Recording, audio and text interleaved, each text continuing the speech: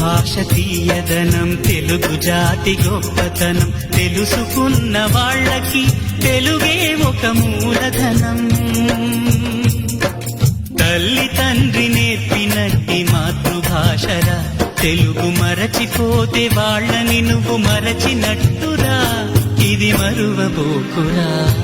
తెలుగు భాష తీయదనం, తెలుగు జాతి గొప్పతనం, తెలుసుకున్న వాళ్ళకి తెలుగే